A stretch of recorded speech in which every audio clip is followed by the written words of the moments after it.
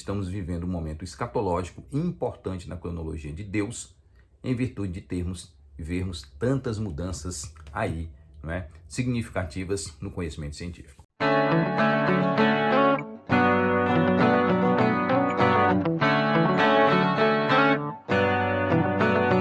Que a graça e a paz do nosso Senhor e Salvador Jesus seja sobre todos vós.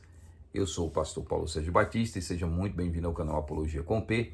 Hoje nós vamos dar continuidade à nossa série de vídeos, né? E hoje é o 7º vídeo da série de versículos não científicos da Bíblia. E hoje eu vou falar sobre Daniel 12:4, um versículo muito conhecido, né? Um versículo extremamente conhecido da palavra de Deus, muito citado, para dizer assim, tá vendo? Existe na Bíblia profecias acerca do desenvolvimento científico e esse desenvolvimento da ciência nos últimos dias foi apresentado pela Bíblia e também seria uma prova de que nós estamos vivendo um momento escatológico importante na cronologia de Deus, em virtude de vermos tantas mudanças aí, não é? Significativas no conhecimento científico. Desde já eu peço que você deixe seu like. Se você ainda não foi inscrito no canal, se inscreva, divulgue para que esse canal cresça, tenha relevância e possa atingir o maior número de pessoas possíveis. Deixe seu like, deixe seu comentário e vamos que vamos. Daniel 12:4, texto conhecidíssimo aí do pessoal que lê Daniel. Tu, porém, Daniel, encerra as palavras e sela o livro até o tempo do fim. Muitos o esquadrinharão e o saber se multiplicará. Então esse texto tem sido usado por muitas pessoas para tentar legitimar uma ideia de que o livro de Daniel estava dentro do seu plano escatológico apresentado pelo Senhor, apontando um período onde haveria uma nova ciência, ou a ciência se desenvolveria a tal ponto de ser um sinal que ia anteceder a volta de Jesus e o seu reino milenar. Então muitas pessoas pensam dessa forma, muitas pessoas acreditam que Daniel está apontando para esse período através ou via desenvolvimento da ciência, e eu quero discutir um pouquinho sobre esse versículo hoje, porque esse é um versículo muito distorcido, é muito fácil, né? Com muita facilidade nós vemos as pessoas o mencionando. Tem um livro aqui do Paulo Ross, uma das grandes autoridades em história da ciência, e esse livro, para quem quer entender a ciência, principalmente do século XVI, XVII, XVIII, tá? A Ciência e a Filosofia dos Modernos, de Paulo Ross, tá certo? Da editora da Unesp. Um livro interessantíssimo, onde ele vai tratar muitas coisas surpreendentes, principalmente para você aí que vive às vezes na faculdade, na escola, ou assediado por pessoas que dizem que a religião atrapalhou muito o desenvolvimento da ciência, tá certo? E que a ciência nova era uma ruptura com essas ideias religiosas. Não é isso que o Paulo Ross menciona aqui. Por exemplo, na página 61 e 62. Nos próprios anos da Revolução Científica, essa nova ciência, esse esquema teológico constitui não um simples resíduo de um distante medievo. Ou seja, o pensamento deles sobre teologia não era um resíduo, um restante, né, que sobrou da Idade Média, que eles agora estavam trazendo novas ideias e que ainda tinham os respingos de religião. Ele está dizendo, não é isso.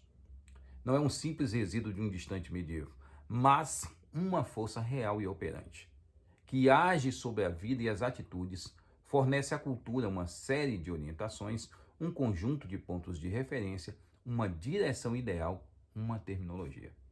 Para vocês terem ideia, né, da importância, né? Essa é uma citação que ele faz, tá? De um outro autor, mas da importância da teologia para a formação da nova ciência. E aí, ele menciona aqui, na mesma página 62, um livro do Joseph Mead, do Clavis Apocalíptica, né? De 1627. No prefácio desse livro, William Twiza faz o prefácio do livro, e o William Twiza diz algo muito interessante nesse prefácio. Ele cita Daniel 12:4, né? Muitos correrão de um lado ao outro e o conhecimento será crescido ou aumentará. ele via aí a confirmação de que a sua época estava destinada a assistir ao mesmo tempo à abertura do mundo mediante a navegação e o comércio e o progresso cada vez mais rápido da ciência. Neste texto, a adesão ao milenarismo e as esperanças numa total redenção conjugavam-se de maneira significativa com a interpretação baconiana da profecia de Daniel. Ou seja, Francis Bacon, um dos maiores filósofos da ciência moderna, ele acreditava que essa profecia era também uma prova viva de que esse novo empreendimento da chamada ciência moderna, que nós vamos chamar de ciência moderna, que esse novo empreendimento da ciência moderna era algo que havia ali profetizado por Deus, estava na Bíblia. Estava na Bíblia e que as pessoas, por isso, deveriam aceitar e entender esses novos paradigmas que estavam agora sendo propostos pelo pessoal dessa nova ciência. Tem uma coisa bem interessante, tá? As profecias do Apocalipse e o livro de Daniel, as raízes do código da Bíblia, do Isaac Newton, né? As profecias do Apocalipse e o livro de Daniel. Tá certo? Esse livro é bem interessante. O próprio Isaac Newton vai fazer se fazendo uma citação aqui na página 179 e 180, ele diz, essa profecia é chamada a revelação. Ele está falando de Apocalipse, com referência ao livro da verdade, que Daniel teve ordem de lacrar até o tempo do fim. Ele está falando que existe uma revelação de Deus que Daniel teve ordem de lacrar até o tempo do fim. Assim Daniel selou até o tempo do fim, e até que chegue esse tempo, o cordeiro rompe os selos, e as duas testemunhas profetizam a partir dela por muito tempo, vestidos de saco, antes de subirem ao céu numa nuvem. Tudo isso parece dizer que as profecias de Daniel e de João não seriam entendidas antes do tempo do fim. Tá certo? E aí ele vai citar, é dito a Daniel que antes disso, muitos andarão errantes e a iniquidade aumentará. Daniel 12, 4. Porque o evangelho deve ser pregado em todas as nações antes da grande tribulação e do fim do mundo. Ou seja, isso era também um esquema escatológico, né? Que eles acreditavam que estava ali se cumprindo naqueles dias. Entanto, Francis Bacon, como o próprio Isaac Newton, todos esses pensadores modernos, né, que nós chamamos de modernos, todos eles entendem que a nova ciência, que nós vamos chamar de nova ciência, era sim esse novo pensamento profetizado nas Escrituras. Ele faz uma questão de mostrar que havia um esquema escatológico aí nesse texto, né, apresentando uma questão bem curiosa, que é qual? Daniel apontaria para esse tempo, tá certo? Então esse era um pensamento comum, muito comum naquela época, e por isso que hoje muita gente acha que esse texto bíblico encerra exatamente essa ideia de ciência. Quando nós vemos o livro de Daniel, se você continuar lendo o capítulo 12, no verso 9 diz, ele respondeu, vai Daniel, porque essas palavras estão encerradas e seladas ao tempo do fim. É quando Daniel pergunta, né? Eu ouvi, porém não entendi. Então eu disse, meu Senhor, qual será o fim dessas coisas? Ou seja, quando o texto bíblico diz, no verso 4, não é? Até o tempo do fim muitos esquadrinharão e saber se multiplicará, ele está falando sobre o saber, o conhecimento do livro de Daniel, que o próprio Daniel não entende a profecia. E Deus está dizendo para ele, Daniel, essa profecia é para um tempo distante. Essa profecia não é para você entender agora. Essa profecia é para um tempo distante.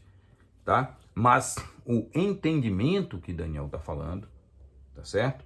O entendimento que o Daniel escreve, a ciência, né, ou o saber se multiplicará, esse saber do verso 4 é o saber do livro. Não tem nada a ver com o conhecimento escatológico, nada desse tipo. Aliás, o texto que Isaac Newton leu, ele leu esse texto da Septuaginta, que tem uma variação com relação ao texto que nós encontramos no texto maçorético, que é o texto hebraico, né? Que as traduções protestantes usam. Nessa Bíblia aqui da TEB, ok? Já apresentei para vocês em outro vídeo. Diz assim, a Septuaginta leu até que muitos sejam instruídos e que o conhecimento aumente. Aí ele vai citar a tradução do Teodósio, né? da Septuaginta. Até que muitos estejam perplexos e a terra esteja repleta de injustiça, que parece, essa leitura que o Isaac Newton faz aqui no livro. Então ele faz uma citação da profecia via Septuaginta, que era a versão grega, né, do novo, a Septuaginta é a versão grega do Antigo Testamento, mas ele cita isso daqui a partir dessa tradução da versão grega do Antigo Testamento, do livro de Daniel. Ok? Então nós temos aqui uma outra versão, essa também eu já apresentei para vocês, a JPS, né, da Jewish Publication Society, e ele aqui traduz da seguinte forma: mas você, Daniel, mantém as palavras em segredo, tá? Mantém essas palavras em segredo e cele o livro até o tempo do fim. Muitos se estenderão de um canto a outro e o conhecimento aumentará. Ou seja, o texto de Daniel está apontando exatamente essa ideia de que esse texto, essa palavra, esse conhecimento acerca do livro de Daniel atingiria muitas pessoas e muitas pessoas iam ter esse conhecimento mais exato. O saber se multiplicaria acerca da profecia, do conhecimento bíblico, tá? Nós temos a palavra da'at, meu hebraico é terrível, né? Que é a palavra que aparece aí no versículo 4 do capítulo 12, que é a palavra ciência, conhecimento, percepção, discernimento, tá certo? Aparece 91 vezes no nosso chamado Antigo Testamento, né? O Primeiro Testamento, como alguns gostam de chamar. E aí ela aparece a primeira vez lá no texto de Gênesis 2:9 e 2:17, quando fala da árvore do conhecimento, né? Do conhecimento. E também naquele texto lá de Êxodo 31:3, quando fala que Deus deu o conhecimento a Bezalel, né, para a construção do tabernáculo. Então, ali é a mesma palavra que aparece no texto aí de Daniel 12:4, que é traduzido por ciência. Também aparece essa mesma palavra em Daniel 1:4, fazendo referência aos jovens, ao Daniel e os seus 3 amigos, né? Sadraque, Mesaque e Abednego, os 3 amigos de Daniel, juntamente com ele, quando chegam na Babilônia, capítulo 1, verso 4, diz que eles buscavam jovens versados e doutos em ciência, ou seja, doutos em conhecimento, tá certo? Ou seja, esse texto nada tem a ver com qualquer ideia ou qualquer pressuposição de um texto que está falando de uma profecia acerca do tempo moderno e do desenvolvimento da ciência como nós temos. Que Deus nos abençoe, que Deus nos fortaleça e que Deus nos ajude a entender esses textos dentro do seu contexto original, que é exatamente o contexto que Deus quer que os entendamos. Deus não escreveu um texto, né, para que fosse compreendido só por nós. No caso de Daniel, é uma profecia e Daniel diz: isso aqui está muito distante, isso aqui está muito longe para mim. E aí o que ele diz? Sela, tá? Até o tempo do fim, muitos vão esquadrinhar isso. E esse conhecimento, esse saber vai crescer. É óbvio que nós temos mais conhecimento com o livro de Apocalipse e mais conhecimento com muitos textos, né, escatológicos que estão mesmo dentro ali das epístolas, tá? Como o texto de Tessalonicenses, evangelhos, como o evangelho de Mateus. Então, Daniel teria o seu conhecimento profético mais compreendido a partir daquilo que Deus daria de escritura para lançar mais luz. O saber ia aumentar acerca das profecias que Daniel escreveu e que desejou tanto conhecê-las. Que Deus abençoe a todos vocês, nos dirija, nos fortaleça, nos guarde e nos ajude a cada dia a buscar mais a sua presença e o seu conhecimento. Fui!